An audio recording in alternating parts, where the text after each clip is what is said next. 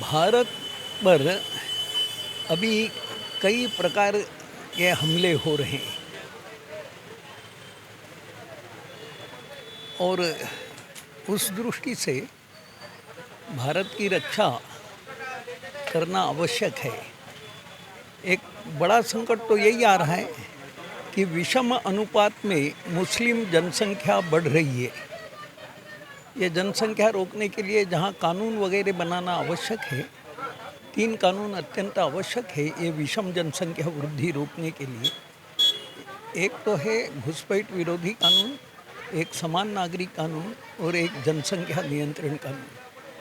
किंतु इसके साथ ही ये भी दिखाई दे रहा है कि जहाँ ये संकट आ रहा है वहीं एक मुख्यतः मुस्लिम वर्ग ये अधिक असहिष्णु और अधिक हिंदू विरोधी होता जा रहा है। इस दृष्टि से भी शस्त्र पूजन का महत्व है। शस्त्र पूजन इसीलिए आवश्यक है और पहले भी शस्त्र पूजन जो होता आया है, शस्त्र पूजन ये कोई नई बात भारत रक्षा मंच ने शुरू की है ऐसा नहीं है, ये भारतीय परंपरा के अंतर्गत है।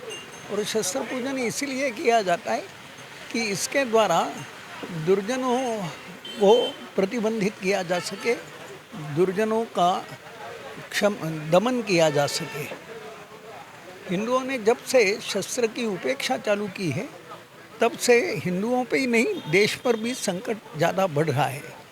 हमारे सारे देवी देवता शस्त्रधारी हैं, यानी महिला देवता भी जो है दुर्गा हो या काली हो सब शस्त्रधारी है और सभी ने समाज में शांति निर्माण करने के लिए दुष्टों का संहार किया है। वास्तव में शस्त्र पूजन, दुर्गा पूजन, इसके द्वारा एक बार फिर से हिंदू समाज को यह संदेश मिलता है कि शस्त्र से ही कई दुष्टों का दमन हो सकता है, बातों से नहीं।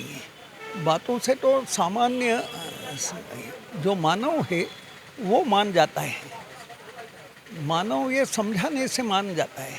किंतु जो दानव है, दुष्ट बुद्धि है, जिनका विचार ही ये है कि दूसरों को ख़त्म करना यही जिनका उद्देश्य है, ऐसे लोगों के लिए तो उनका दमन करना ही आवश्यक है और उसके लिए शस्त्र एक आवश्यक वस्तु है।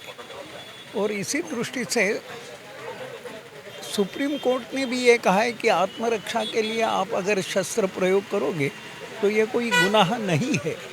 अभी भी बहुत सारे हिंदू हैं जो सचेतन नहीं है और हमारे विरोधी है, हिंदू ही हिंदू के विरोधी है। इसके क्या कहेंगे, कैसे सचेतन कराएंगे? बराबर है आपका कहना कि हिंदू ही हिंदू के विरोध में खड़ा है।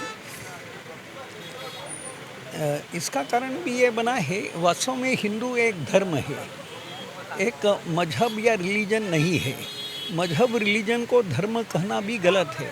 दुनिया में एकमात्र धर्म है तो मानव धर्म है, जो वैदिक धर्म कहलाया, जो आज हिंदू धर्म कहलाता है, जो सनातन धर्म है। और इसलिए इसमें विभिन्न विचारों का स्वागत है।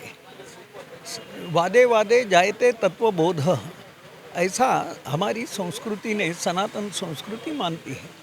किंतु जो मजहब और रिलीजन बाहर से आए, इज़म भी, इनका मूल एक समान सिद्धांत है कि जो कुछ हम कह रहे हैं वो आप मानो, नहीं मानते हो तो आप हमारे शत्रु हो। कुरान बहुत स्पष्ट शब्दों में बता रही है कि जो इस्लामी बातें नहीं मानता है वो काफिर है और उसको मार डालना चाहिए, ये कुरान कह रही है। तो ये सब एक तरह से विभेदकारी, लोगों के प्रति नफरत फैलाने वाली बातें, और ये जब तक चलेगी तब तक केवल हम ये कहें कि सब समान है, मानव एक समान है, ये केवल कहने से चलेगा नहीं। ऐसे कहते कहते ही हमने बहुत बड़ा हिस्सा पाकिस्तान और बांग्लादेश के रूप में खो दिया। इसलिए बहुत आवश्यकता है अब कि हिंदू शस्त्र की उपासना करें। देवी देवता हमें यही संदेशा देते हैं, अपनी रक्षा के लिए, पड़ोसी की रक्षा के लिए, परिवार की रक्षा के लिए अवश्य शस्त्र अपने पास धारण करें।